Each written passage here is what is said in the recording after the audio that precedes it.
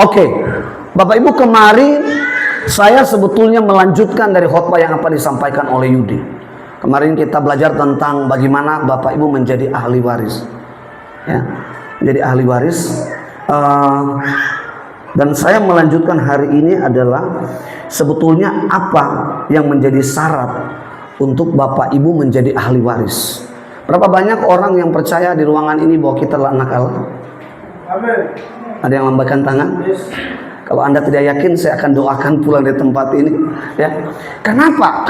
Bapak Ibu, saya merasa bangga ketika saya dari Manado, maaf kata, kita dari Manado kalau kita hamba Tuhan masih dianggap kategori sebagai pendeta kampungan lah. Tapi saya punya nilai berbeda. Saya bisa melayani orang-orang yang, maaf kata, mereka adalah orang-orang yang kelas menengah. Karena saya tahu bahwa saya anak Bapak, ya. Dan karena itu saya punya kualitas, saya punya nilai yang berbeda.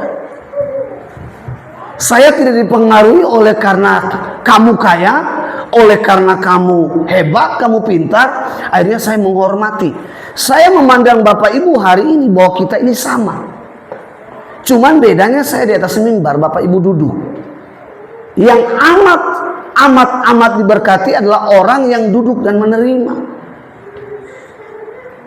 Tapi saya adalah orang yang mengelola dengan sebuah kekuatan, dengan pikiran, dengan hati untuk bisa membuat sajian roti surgawi untuk Bapak Ibu pagi hari ini menikmati.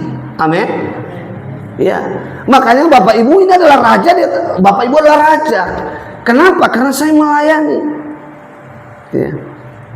Saya cukup bangga Bapak Ibu. Saya cerita ke beberapa teman. Ya, kami sudah melayani dari tahun 2022 di gereja ini. Saya tidak meremehkan pemberian Bapak Ibu, tapi saya melihat dari bendahara, terkadang persembahan kita 45.000, terkadang dari 20.000, 15.000 dulu sebelum ada jemaat yang banyak. Tapi hari ini saya mau bilang Bapak Ibu, Tuhan yang memilih, Tuhan yang membangun JKI Savior Ministry tidak akan pernah tutup sekalipun masa pandemi. Ya, kenapa?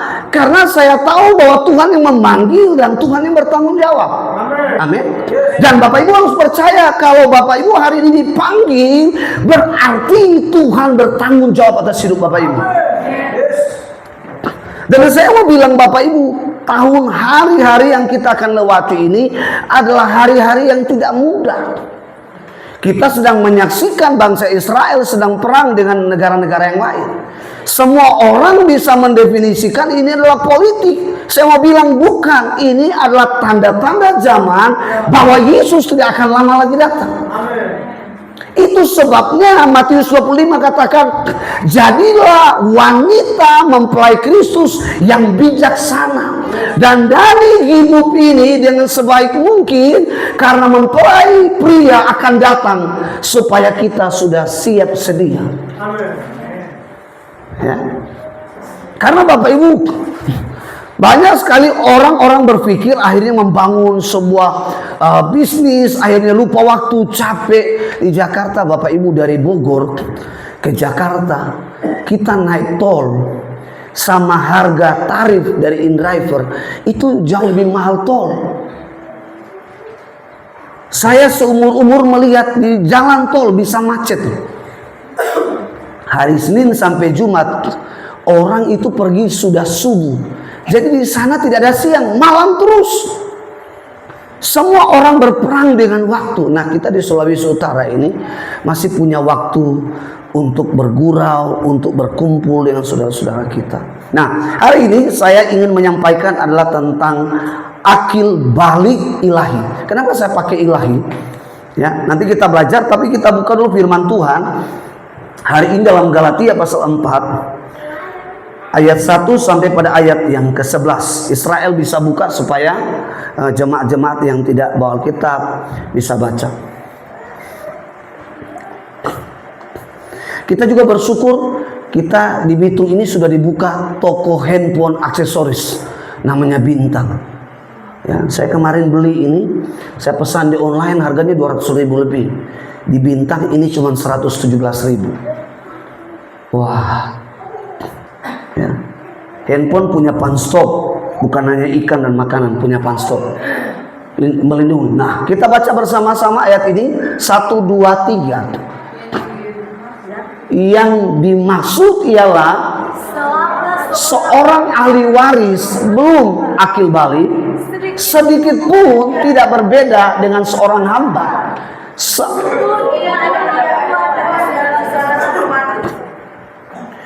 Ayat 2, tetapi ia berada di bawah perwalian dan pengawasan sampai pada saat yang telah ditentukan oleh Bapaknya. Demikian pula kita, selama kita belum akil balik, kita takluk juga kepada roh dunia.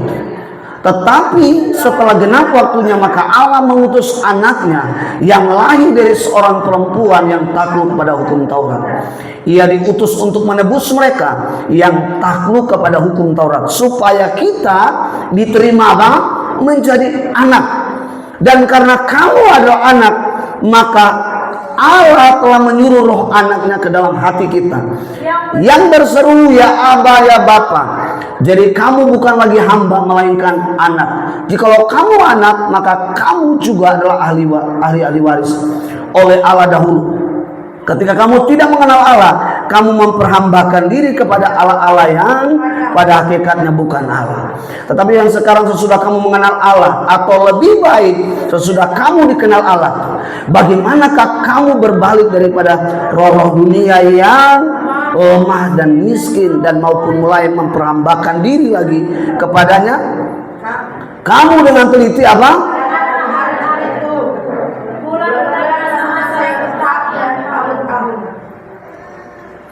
Terus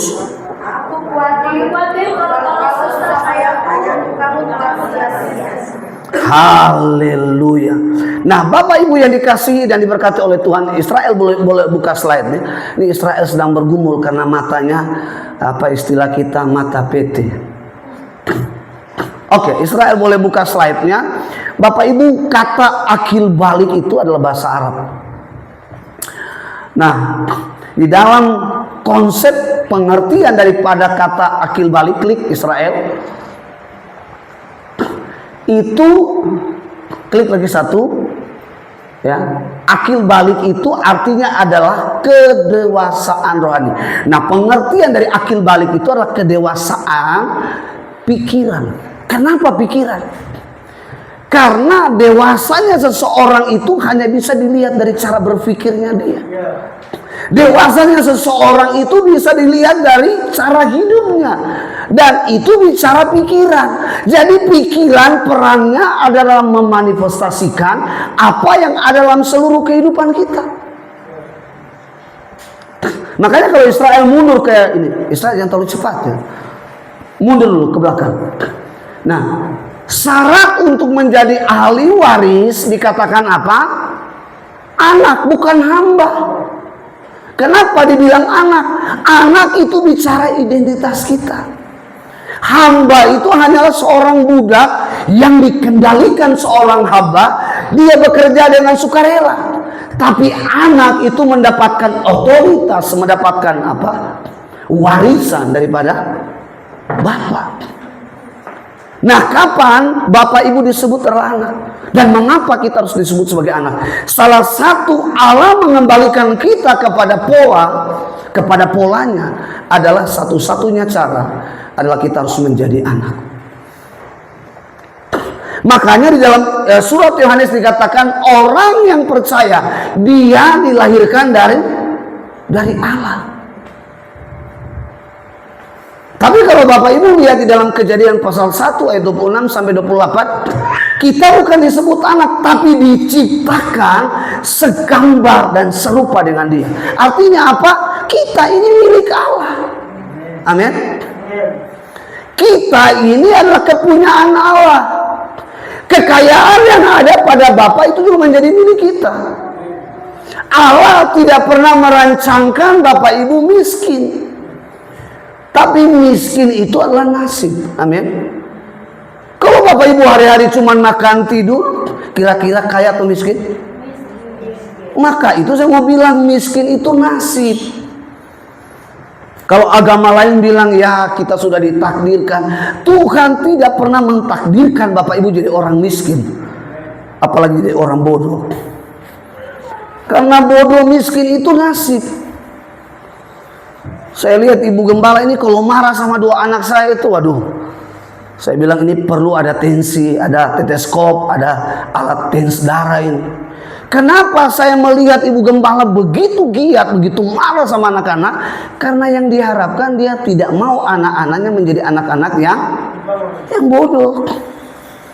Israel ini sudah remaja, tapi wah ibu gembala kalau marah, aduh, saya yakin malaikat pun tersinggung. Tapi itulah cara seorang ibu menginginkan anaknya menjadi yang terbaik. Meskipun dikorbankan pada waktu marah, pikiran, perasaan semua ikut. Bisa saja gula naik, kolesterol naik, semua naik. Tapi itulah yang diinginkan. Klik Israel. Ya. Klik lagi. Nah, apa artinya klik? Apa artinya dewasa rohani? Dewasa di dalam iman. Amin. Apa itu iman? Roma 1 ayat 16, 17 dikatakan apa? Orang benar hidup oleh iman. Segala sesuatu kita bergantung kepada Tuhan. Kenapa? Karena satu-satunya yang terbaik itu hanya datang daripada Dia. Kalau suami istri, suami bergantung kepada istri, istri bergantung kepada suami, saya amat yakin rumah tangga akan terus mengalami masalah. Kenapa? Karena Bapak Ibu bergantung kepada yang terbatas. Tapi kalau Bapak Ibu bergantung kepada Sang Pemilik kehidupan, Dia Bapa, Dia sumber, Dia Allah yang tidak pernah terbatas. Amin. Saya dulu berpikir sama istri saya, aduh, kita kayaknya nggak punya rumah. Kita ngekos, kita kontrak, dan setiap hal yang menyedihkan pada waktu kita pindah itu harus bawa dan ada yang harus ditinggalkan berkali-kali. Tapi satu waktu kami mendeklarasikan iman. Saudara, saya di sini kalau Bapak Ibu punya anak, kalau anak itu minta kepada orang tua, kira-kira Bapak Ibu pending? Saya amat yakin Bapak Ibu ketika anak itu meminta, Bapak Ibu tahu yang terbaik untuk anak kita. Amin. Sama. Waktu Bapak Ibu ngomong sama Tuhan, bilang Tuhan saya difitnah, Tuhan saya dijahati. Bapak Ibu pikir Tuhan itu cuma ketawa. Tuhan juga perasaan Dia malu. Kenapa anak saya kok dihina, difitnah? Jangankan Bapak Ibu tersinggung, Tuhan pun tersinggung. Loh, Dia Bapak. Makanya dikatakan untuk syaratnya menjadi ahli waris itu anak statusnya. Saya tidak yakin Bapak Ibu di tempat ini punya budel, punya dusun, itu dikasih yang bukan kepada anak kandung. Kenapa? Karena dia adalah darah daging kita. Dia adalah anak kita. Amin. Nah, Tuhan pun demikian. Bapak tidak akan mewariskan sebuah kekayaan ilahi kepada orang lain. Sekarang saya mau tanya, Yakub punya anak berapa? Sorry. Ishak punya anak berapa? 2. Siapa namanya? Esau dan Yakub. Pertanyaannya di dalam kebudayaan Israel, yang paling tua itu akan mendapatkan warisan. Betul? Bahkan dalam kebudayaan tertentu, misalnya orang Maluku, orang Minahasa juga mungkin seperti itu. Atau orang Sahir, mungkin juga seperti itu. Tapi pertanyaan Bapak Ibu, kenapa Esau tidak mendapatkan warisan daripada Ishak? Kenapa Bapak Ibu? Jangan diam Pak. Jangan diam. Jawab saja. Tidak dimarahin, tidak dihukum. Kenapa Esau tidak mendapatkan warisan? Karena Alkitab bilang Esau menikah daripada keturunan Kedar Nebayon.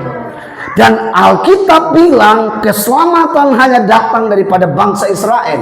Di luar bangsa Israel, coba bayangkan Bapak Ibu, kalau seandainya warisan itu diberikan kepada Esau, Yesus datang? Saya yakin Yesus tidak akan datang. Itu sebabnya alur ceritanya harus turun-temurun. Demikian juga Tuhan mau. Keselamatan tidak hanya Ibu Esther peroleh. Keselamatan tidak hanya diperoleh oleh Yudi. Keselamatan tidak hanya diperoleh oleh kita. Tapi kita rindu supaya saudara-saudara kita juga diselamatkan. Banyak sekali di Sulawesi Utara ini saya lihat orang mengukur selamat itu karena masuk ibadah. Dengar Bapak Ibu, di dalam Injil Matius Tuhan Yesus katakan, di mana ada gandum, di situ juga ada. Siapa yang dimaksud gandum ini? Gandum ini digambarkan kepada orang-orang percaya. Sedangkan ilawan adalah gambaran tentang orang jahat. Artinya apa? Jangan mengukur bahwa seseorang diselamatkan karena masuk gereja.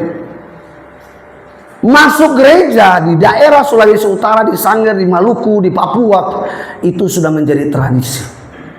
Apalagi Natal, ya, kursi sampai penuh, ya, burung-burung tahun mulai masuk, itu tradisi. Tapi kalau hari ini saya mau tanya Bapak Ibu, kenapa Bapak Ibu beribadah? Kenapa Bapak Ibu berdoa? Kenapa Bapak Ibu melayani Tuhan? Berdoa, beribadah itu bukan upaya kita, tapi bukti bahwa kita sudah diselamatkan. Amin. Bukti. Jangan, ngana mesti masuk ibadah. Kalau ngananya tidak masuk ibadah, ngana pi hidup makin miskin, ngana pi hidup makin melarat. Buktinya Bapak Ibu kita masuk ibadah tetap kita kekurangan. Jadi apa? Ya. Saya menemukan orang Kristen kalau datang ke gereja, kasih persembahan 1 juta, Tuhan gandakan 10 juta. Orang kira Tuhan ini Kanjeng Dimas. Saudara, tanpa ibadah, sudah tanpa melayani, dia Bapa tetap memberkati. Amin. Tapi apa bedanya kita yang beribadah dengan orang yang tidak beribadah? Apa bedanya? Kalau orang yang tidak beribadah, mereka hanya menerima berkat untuk dirinya.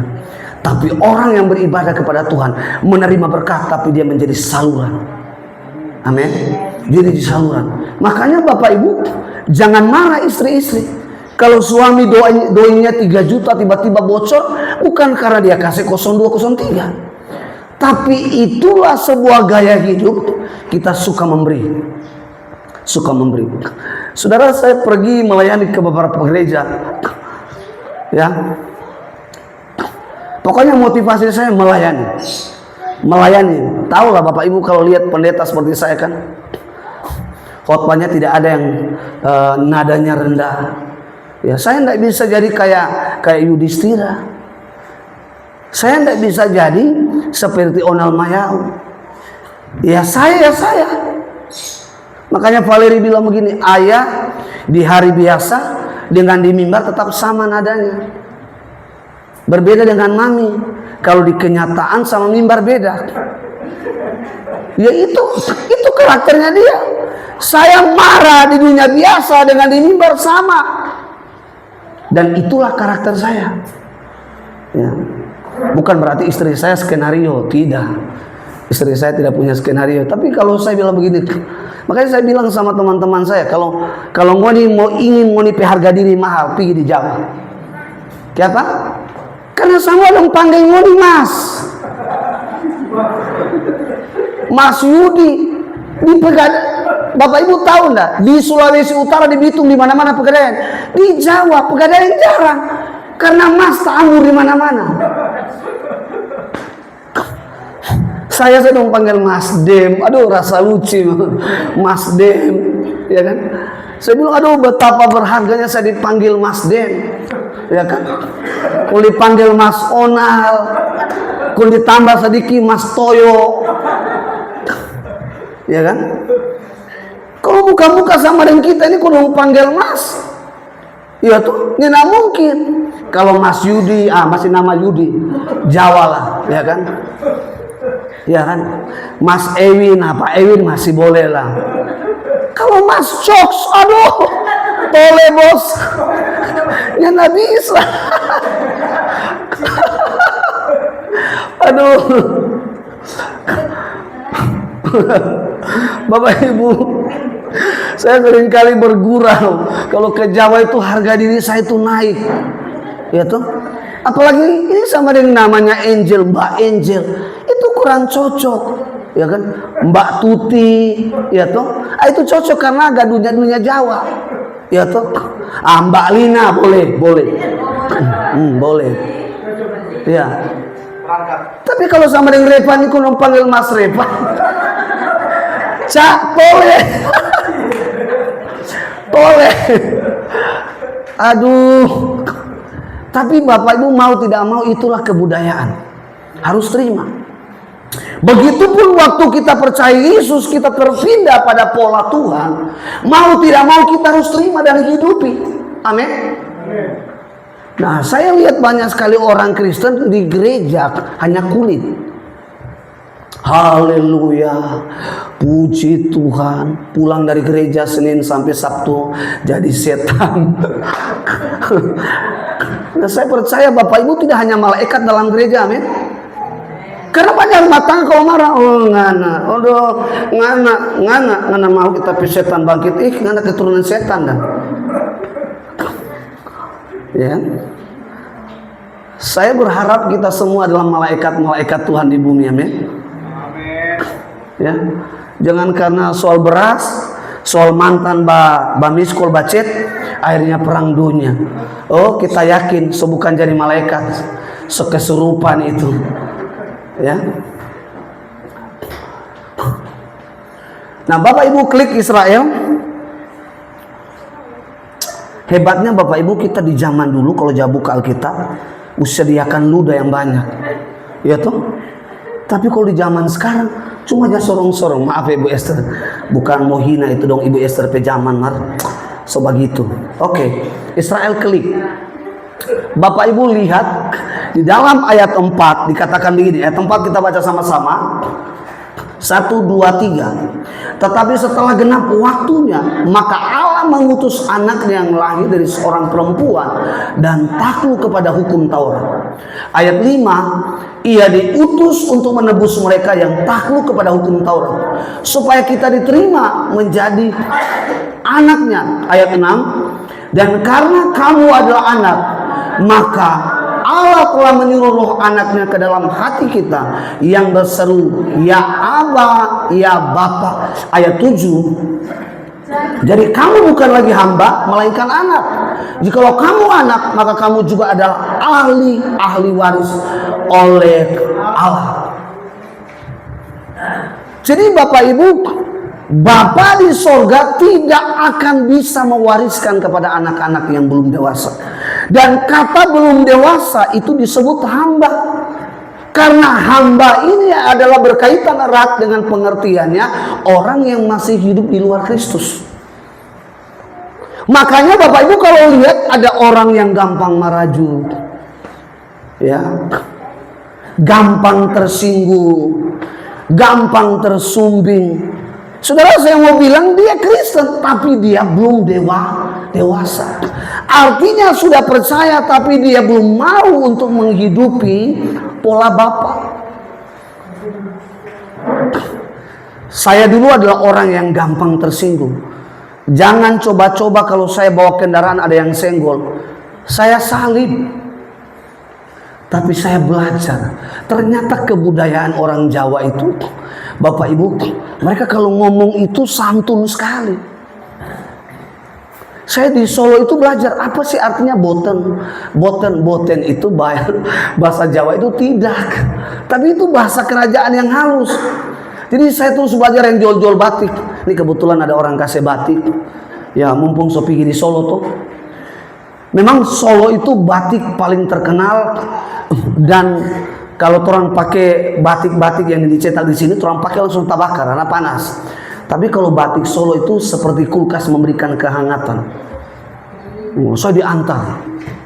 Pak, ini namanya pasar Klewer. Wih, itu batik semua Bapak Ibu. Batik semua. Ada berapa pasar tuh batik semua. Kita juga mau pilih malu karena yang punya doi kan yang punya orang. Ya tuh cuma badini jadi batu kamu. Pastor, lihat jo. Sebenarnya mau cumu yang lebih mahal aduh. Kita mau lihat jo DP wajah ini, jadi biar jo. Dia bilang, pastor ini bagus, bagus. Setelah saya pakai, dia bilang, pastor, pakainya bagus saya. Yang pakai siapa dulu dong. Orang pendeta itu terkadang harus puji diri karena orang banyak ditimpa orang, difitnah orang. Jadi sekali-sekali tingkatkanlah imun kekuatan kita. Ya. Saya ganti-ganti yang pendek, yang panjang. Ih, pastor, luar biasa ya, luar biasa. Yang pakai siapa dulu dong. Makanya saya bilang, saya selalu komplain kalau ada orang bilang orang Manado itu hidup banyak hura-hura. Saya bilang dah. Saya bela karena saya termasuk orang Manado. Lihat, Bapak Ibu ada orang Manado? Tapi bukan suku Minahasa, toh. Torang disebut orang Manado karena tinggal di Manado, betul. Tetapi torang bukan dari suku Minahasa. Ada Sangir, ada Gorontalo, ada Papua, semua suku bangsa. Tapi kita disebut orang Manado. Makanya orang bilang di Manado kata terkenal 3B. Bubur Manado, bibir Manado, bokong Manado. Tapi saya ubah. Saya bilang bukan. Orang Manado, orang Sulawesi Utara, itu kalau pakai pakaian murah itu jadi mahal. Karena kualitas kulitnya. Satu kali ipar saya beli pakaian cabuk. Tiba-tiba saya kira dia masak biapong. Tahu tuh cabuk semua dia masuk, dia dandang. Saya bilang, dek, masa apa? Kita udah beli tadi 300.000 dicabut, jadi kita masak. Kenapa nggak namu semua masak? Supaya dia kuman-kuman hilang. Waktu dia pakai, kita kira dia beli di toko paling mahal. Cantik kok, wah luar biasa. Kita akhirnya dapat hikmat. Karena yang pakai dia kulit beda. Bayangkan kalau orang kulit gelap, pakai gelap. Oh, kegelapan. Makanya Bapak Ibu kalau saya pilih baju menyesuaikan dengan keadaan saya. Kalau kita ini kulit keadaan di gelap dan di terang tidak bisa dibedakan. Jadi saya pilih supaya kalau Bapak Ibu melihat saya tetap jelas. Ini pakai celana ini tidak berubah. Celana saya pergi sampai pulang tidak berubah. Tapi ketika saya pakai sesuatu ada yang berbeda. Ya coba puji diri dulu tuh. Sebelum kan kita mau tembak Bapak Ibu supaya Bapak Ibu pulang ancur-ancur semua tuh. Iya. Kita mau kokan dulu supaya habis ini Bapak Ibu kita mau hantam Bapak Ibu. Tapi Bapak Ibu, Tuhan katakan bahwa kapan kita disebut dewasa? Kapan? Pada waktu Bapak Ibu ada dalam Kristus.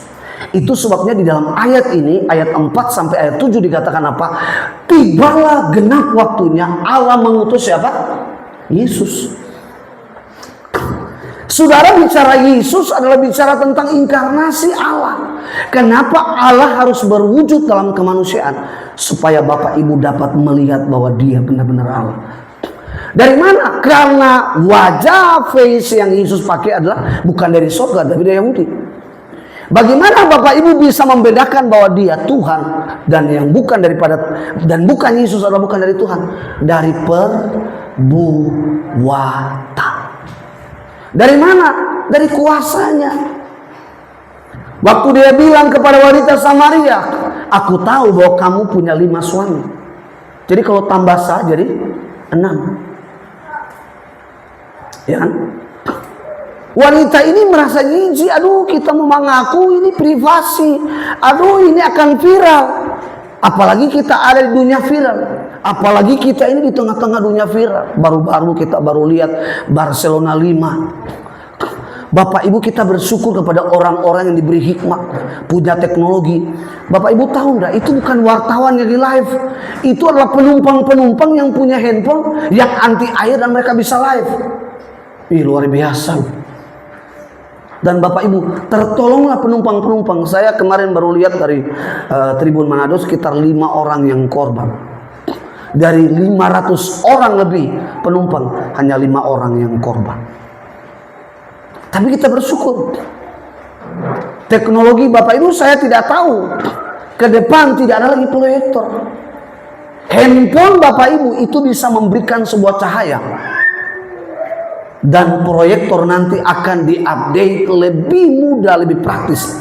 Itu lewat handphone. Di beberapa negara itu sudah diterapkan. Ya, kita di Indonesia masih pakai layar yang besar. Kemarin saya dari Sinode menghubungi saya, Pak, ini kalau cicil 1 bulan itu 2.500.000 lebih selama 3 tahun. Saya bilang belum, Pak. Saya tidak bisa memaksakan diri. Karena kita ikutin perkembangan dunia ini.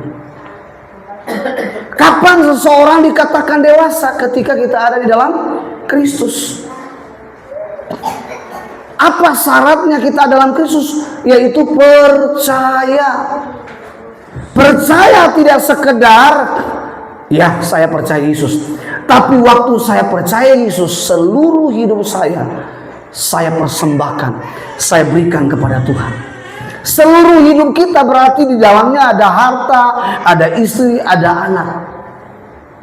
Saya sama istri Ibu Gembala sampai hari ini kami punya komitmen dulu. Jangan pernah kita merasa memiliki. Karena kalau Bapak Ibu merasa memiliki, 1 orang dari antara anggota hilang, meninggal, Bapak Ibu akan kehilangan. Bapak Ibu akan kecewa. Kenapa? Dengar baik. Semua yang ada dalam hidup kita ini adalah dari Tuhan dan milik Tuhan. Kalau hari ini mungkin orang-orang yang kita kasih, orang-orang yang kita sayang Tuhan panggil, itu artinya bahwa itu kedaulatan Tuhan. Dan sudah waktunya Tuhan panggil dia. Kita tidak perlu sesali. Saya pernah menyesal, kenapa Tuhan harus panggil mama saya? Saya masih perlu mama saya. Begitupun papa saya. Begitupun ponakan saya. Ya, orang tuanya sampai menelpon saya di Jakarta, kalau bisa dipenjarakan orang ini. Kita bilang di zaman kita ini, ya, hukumnya itu tidak semudah dulu. Di zaman Orde Baru Bapak Ibu berbuat atau ngomong saja, bicara saja bisa ditangkap. Sekarang tidak mudah. Bapak Ibu, kemarin saya ikut undang-undang tentang KUHP yang terbaru. Nanti akan diterapkan pada tanggal 3 Januari 2026. Itu undang-undang yang revisi yang terbaru ini. Maksudnya undang-undang yang sudah lama. Itu lebih kepada rakyat. Jadi polisi tidak semudah lagi, oh karena ini langsung ditangkap. Tidak semudah itu. Kenapa? Dan itu undang-undang sebenarnya di zaman Jokowi. Baru tahun 2026 di zaman Pak Prabowo baru akan diterbitkan. Kita bersyukur. Kita punya pemimpin-pemimpin yang Tuhan pilih, yang punya hati luar biasa. Berapa bulan yang lalu Zakir Naik datang di Malang, dan di situ ada Kementerian Agama dan beberapa tokoh. Itu dapat sorotan. Kita bersyukur kalau kita punya pemimpin-pemimpin yang punya hati takut akan Tuhan dan tidak menginginkan bangsa ini diobok-obok oleh orang yang punya kepentingan.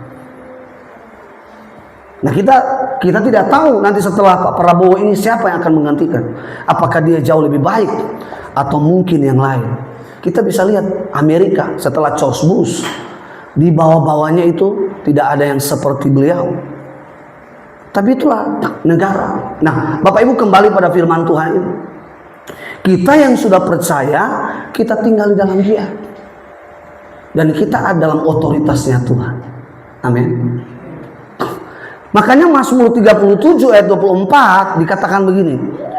Orang yang hidup berkenan ketika dia jatuh, Alkitab bilang tidak akan dibiarkan tergeletak. Saya amat yakin Bapak Ibu setelah Bapak Ibu ada di jemaat Savior ini dan dibangun untuk hidup dalam pola kerajaan Allah. Saya amat yakin ketika Bapak Ibu hidup dengan orang-orang yang tidak dibangun dalam pola kerajaan Allah, Bapak Ibu akan disingkirkan. Tapi saya mau bilang, resiko untuk Bapak Ibu disingkirkan, difitnah, Bapak Ibu tidak perlu lawan. Ya, karena Matius 5 ayat 10, 11 dan 12, kita dianiaya, dicela, difitnah. Hadapilah dengan sukacita. Saya hadapi dengan sukacita. Ya. jemaat sedikit, tidak mempengaruhi semangat saya untuk khotbah. Jadi, ya Bapak Ibu, tahun ini kita doain ya supaya lantai 2 kita bisa dibangun. Ini pendeta ya toh. Jangan Bapak Ibu nanti di musim lagi kantor, yes serta Hani ATM berapa? Cuma tinggal 50, kenapa duitnya habis? Semangat atau kita orang dewasa tidak akan pernah tersulut apapun musim. Amin. Saya kalau sedikit curhat, memang seorang istri ketika jauh dari suami panik juga, tiba-tiba dari sekolah kirim, ya Valeri uang tagihan sekian. Aduh, kita tidak bisa bayangkan istri saya tuh, mungkin dia emosi, dia gula naik, kolesterol naik, bayangkan 2 juta, naik 2 juta. Bapak Ibu, maaf, karena saya tahu bahwa saya adalah anak. Tiba-tiba istri saya mau pingin curhat, kenapa karena suka semati, kita mau ingin cerita kita lebih, kita kasih mati supaya kita mau cerita bagi tapi Bapak. Amin. Makanya kalau punya masalah jangan pernah banyak cerita dengan tetangga, apalagi perempuan pun cerita ke suami orang lain. Aduh, soalnya ada betul ini. Ini bukan curhat ini, apalagi curhat kaum berdua. Aduh. Bapak Ibu tahu dari Jakarta itu sampai mobil ada CCTV. Kita nggak tahu ke depan bisa tubuh manusia ada CCTV. Nonganang sambunyi di mana? Loh, handphone sekarang bisa shooting di dalam air. Suami-suami dengar. Kalau sampai istri beli CCTV, jangan macam-macam. Dan Bapak Ibu dengar, ini menurut para psikolog, tahun 2030 itu depresi manusia itu meningkat. Dan tingkat bunuh diri itu sangat tinggi. Kenapa? Karena Bapak Ibu yang usaha dulu ya manual secara onsite, orang sekarang Bapak Ibu tahu di Jakarta, teman saya dia punya toko 7 tutup, tinggal 1. Tapi Bapak Ibu tahu enggak, Tuhan kasih hikmat, dia buka, penghasilannya dalam 1 bulan lebih dari 1 miliar. Bapak Ibu tidak perlu buka toko dan bayar mahal-mahal, dari rumah saja per bulan Bapak Ibu ikut Facebook sponsor, Facebook yang promosi. Saya kemarin saya pulang saya bilang sama istri saya, kayaknya kita harus bisnis ini. Saya bersyukur Bapak Ibu, kita punya mobil, sedikit lagi kita lunasi. Lalu saya ingat istri saya, Ibu Gembala ini kalau dia masak, yang paling ciri khas dari Ibu Gembala itu dia punya sambal. Jadi kemarin saya mulai dapat ide, bagaimana kalau kita bikin usaha makanan tapi rahang tuna. 2 saja, rahang tuna sama bak. Memang ciri khas Minahasa. Supaya jemaat-jemaat yang kurus jadi gemuk. Itu kan. Tenang saja. Ada Pak Kantoy punya tuna, ada Pak Ewin, belum lagi ada Reki. Ya toh? Ya tuh langsung bilang, Pak Ewin boleh tidak mau beli ini tuna berapa ekor, taruh di freezer kita jual. Iya Bapak Ibu dengar baik. Ini di masa-masa sulit ini Tuhan tidak pernah mempersulit kita. Justru Tuhan membuka jalan. Dan Bapak Ibu, kalau kita anak, Tuhan akan buka setiap jalan. Sesuatu yang tertutup Tuhan buka. Kenapa? Karena kita adalah anak. Berkat-berkat Tuhan akan Tuhan sediakan.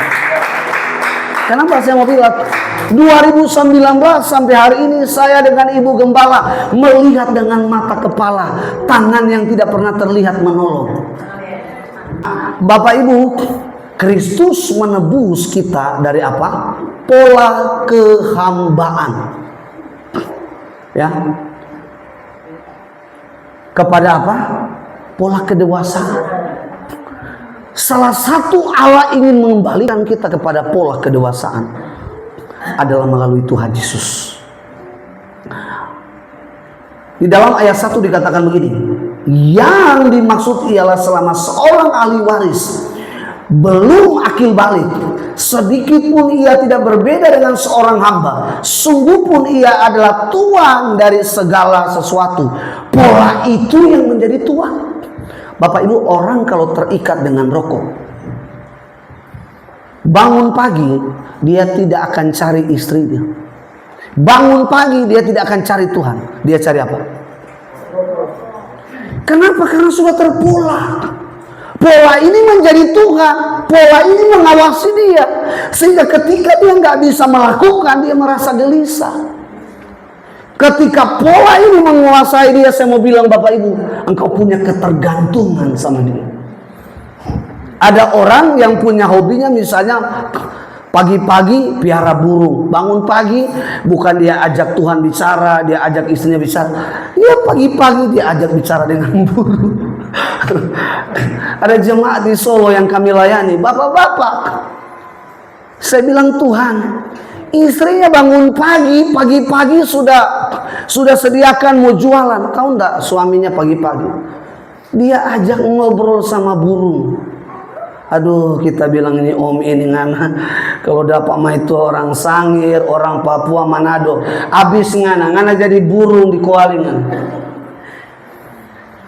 Iya, bangun pagi-pagi diajak bicara, prokotut. Saya ini punya burung Bapak Ibu, punya burung wifi. Bangun pagi-pagi saya jarang ngobrol sama dia. Makanya dia tersinggung karena kalau di penyembahan dia ribut. Saya tahu dia tersinggung. Kenapa kan nak bicara apa kita? Dia jangan. Istri saya kadang bilang gini, selamat pagi. Biar mau sekolah sampai 5 tahun dia tidak akan tahu tuh selamat pagi. Dia berbahasa sendiri. Nggak bisa dibuat burung itu berbahasa manusia. Allah untuk bisa bahasa manusia dia harus jadi manusia. Kalau ingin burung bisa jadi seperti manusia, burung itu harus jadi manusia.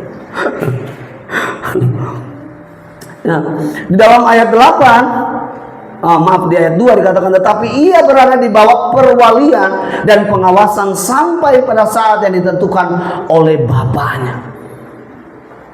Saudara, makanya saya mau bilang, orang-orang yang sudah dibangun di dalam pola Allah, pola kerajaan Allah, ya, hobinya kitab Mazmur pasal 1 ayat 2, kesukaannya ialah merenungkan Taurat siang dan malam. Siang dan malam dia terus pikirkan bagaimana kebaikan Tuhan. Tuhan engkau baik. Bukan siang malam dia pikirkan terus kesalahan suaminya, kesalahan istrinya, kesalahan orang lain. Dia iri sama orang lain. Tapi orang yang sudah terpola siang dan malam, firman itu melekat di hidupnya. Ketika orang punya motor, orang punya mobil, orang punya rumah, kita tidak perlu Kenapa? Karena kita sebagai anak, satu kelak Tuhan akan memberikan yang terbaik. Saya sama istri saya dulu merindukan. Kita belum menikah, kita sudah bilang, jadi kita sekarang, kita buat perjanjian dulu. Bikin anak berapa banyak? Ya, dulu orang-orang dulu bilang begini, semakin banyak anak semakin berkat. Itu zaman dulu. Roti masih 75 rupiah. Betul gak? Coba Bapak Ibu pergi di Alfamart, roti paling murah berapa? 6.000. Zaman sekarang kalau anakmu lebih dari 5, suaminya hanya sebagai buruh, begini. Kita cuma bilang, kalau bukan asam lambung tinggi, gula naik. Jadi saya berjanji sama istri saya, punya anak berapa? 2 saja cukup. Kalau setelah 2, rahim mau diangkat, jangan pernah angkat. Biarkan saja. Ada alternatifnya. Begitu Bapak Ibu. Jangan hidup makan setengah mati. Biar juga bikin banyak-banyak. Orang tua kok bilang, orang tua bukan Tuhan. Ya kan? Kita hidup ini di zaman yang berbeda. Terus maju ke arah yang maju. Nah, di dalam ayat 8 dikatakan begini, di dalam ayat 8 dikatakan begini. Dahulu ketika kamu tidak mengenal Allah, kamu memperhambakan diri kepada Allah-Allah yang pada hakikatnya bukan Allah. Apa itu Allah-Allah yang tidak pada hakikatnya? Judi online, apalagi hobi-hobi. Satu waktu saya main bola, terkupas itu. Saya pulang waktu istri saya masih mengandung Israel. Istri saya dia ancam saya. Sekali lagi kalau kamu main bola dan kamu terjadi seperti ini, saya tidak akan layani. Aduh, saya takut. Sejak itu saya, bukan karena saya dengar-dengaran, ini masukan yang baik. Sejak itu saya tidak lagi main bola. Sejak itu lagi istri saya tidak lagi menemukan di dalam tubuh saya itu ada luka-luka karena main bola. Klik. Bagaimana Bapak Ibu yang sudah dalam Kristus? Dan supaya kita menjadi orang dewasa, kita perlu dididik di dalam komunitas kerajaan Allah. Inilah komunitas kerajaan Allah. Ya, yang kita sering bangun di hari Selasa adalah namanya Kompas. Ya, Kompas itu adalah apa? Komunitas sepakat. Kita terus belajar setiap hari, suami, istri, anak-anak, untuk sepakat apa? Dibangun di dalam pola kerajaan Allah. Kenapa kita sepakat? Supaya setiap hari, setiap detik, setiap jam kita melihat penyertaan Tuhan. Amin. Kalau dunia, ya, mereka bisa mengeluh ketika keadaan ini. Tapi justru saya mau bilang, orang Kristen digambarkan seperti Raja Wali. Di saat ada badai, justru dia tertantang. Penyembahannya mungkin tambah jam, tambah menit. Ya, bukan mundur. Kita nyanyi, ya kan, menyembah Tuhan. Ada satu lagu Yud dengan bermain.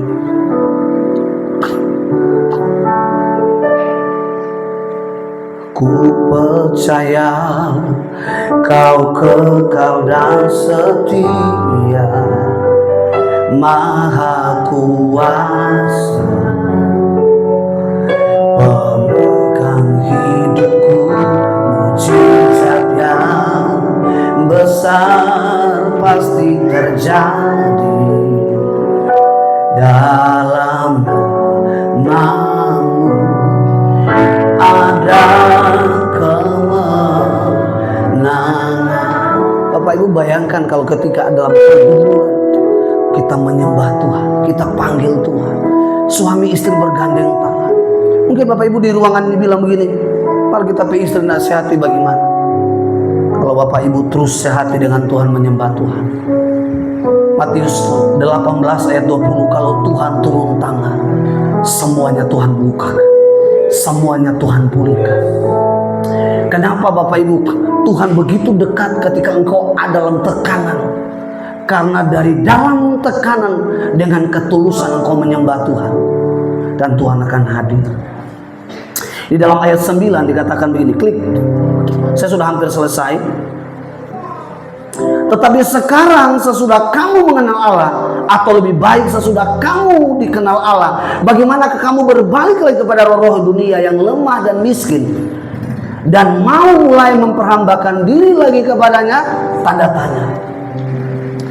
Bapak Ibu mungkin hari ini bilang sama saya, Pak Pendeta, apa yang Tuhan ingin wariskan kepada saya? Kekayaan, berkat Tuhan sudah kasih. Bapak Ibu tahu Tuhan sudah ciptakan berkat di dunia ini. Tinggal Bapak Ibu bergerak, berkat itu datang. Tidak ada konsep Alkitab Bapak Ibu tidur berdoa, berkat itu datang. Doa adalah membuka cakrawala. Tapi untuk bisa menerima berkat, Bapak Ibu harus melangkah, ada action. Klik. Satu hal yang Bapak ingin wariskan kepada anak-anak adalah pola hidupnya. Kenapa? Karena dari pola hidupnya lahir sebuah mentalitas dan karakter yang sama dengan Bapak kita di surga. Mentalitas sebagai anak Bapa di surga apa? Dengan orang di luar daripada Tuhan. Ketika dia adalah masalah, mungkin dia ambil langkah untuk bunuh diri. Mungkin dia ambil langkah untuk cerai dengan suaminya. Tapi mentalitas anak Bapa di surga ketika ada persoalan, justru dia tertantang untuk memperbaiki dirinya. Amin. Justru ketika ada badai, semakin dia tertantang melekat. Alkitab bilang di dalam Yohanes 15 ayat 4 dan 5. Orang yang hidupnya melekat seperti ranting pada pokok anggur, segala sesuatu yang dia lakukan pasti berhasil. Tapi justru orang yang terlepas seperti ranting pada pokok anggur, dia akan kering. Kalau dia kering, lama-lama akan apa? Jadi mati. Kalau dia sudah mati, dia tidak akan berguna. Dan Tuhan mau anak-anak Bapa di sorga punya hubungan seperti ranting itu. Mari bangkit berdiri.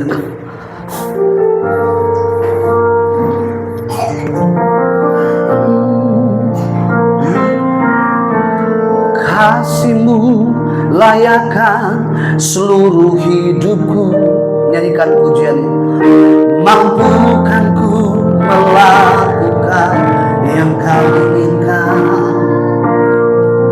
Tak bisa ku terlepas, Kau menggenggam tanganku. Ingin lebih mengenal pribadi-Mu. Kasih-Mu layakkan seluruh hidupku. Katakan dengan ini.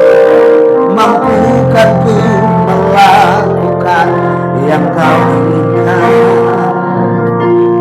Tak bisa terlepas, Kau menggenggam tanganku. Ingin lebih mengenal pribadi-Mu. Ku terhubung denganmu, selalu melekat di hatimu. Firman itulah dasar hidupku yang berdaulat.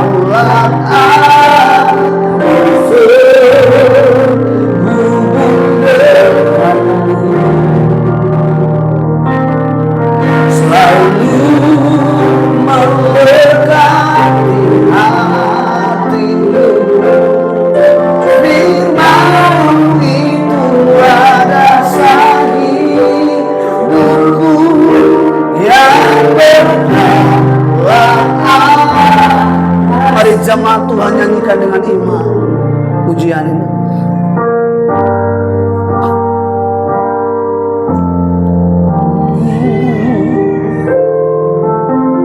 Kasih-Mu layakkan seluruh hidupku.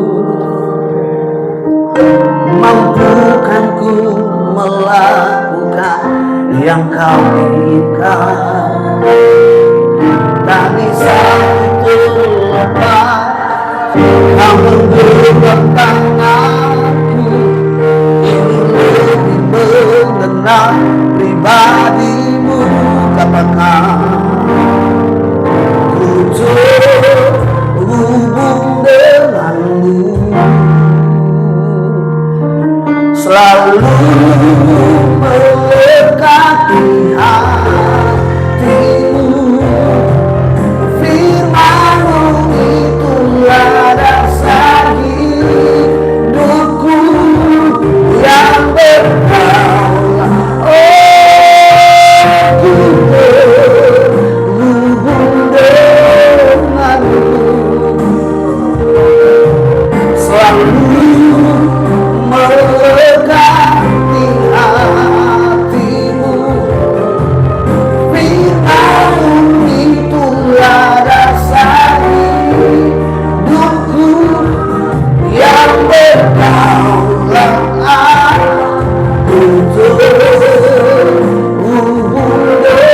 terhubung denganmu, selalu melekat di hatimu.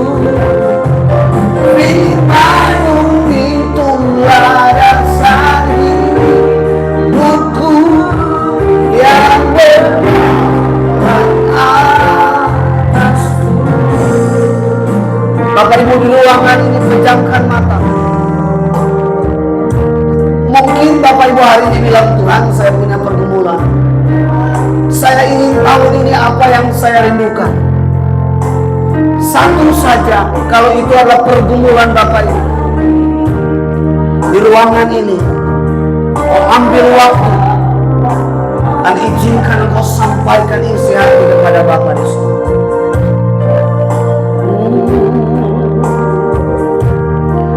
Oh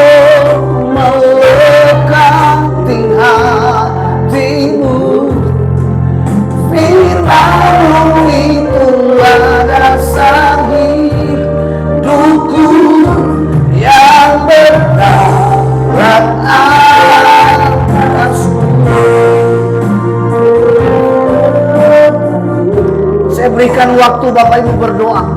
Apa yang Tuhan taruh, atau apa yang Bapak Ibu ingin minta kepada Bapak. Saya berikan waktu 3 menit, Bapak Ibu sampaikan kepada Tuhan. Suami istri bergandeng tangan, minta kepada Tuhan.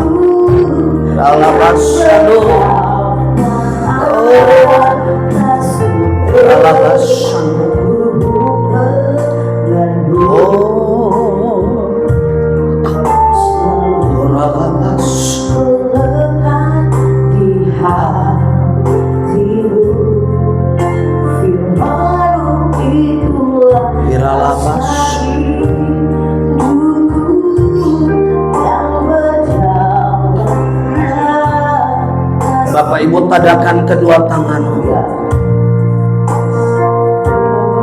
Bapa di sorga, Engkau telah mendengar setiap permohonan anak-anak-Mu. Oh Bapa yang mengasihi anak-anak-Mu,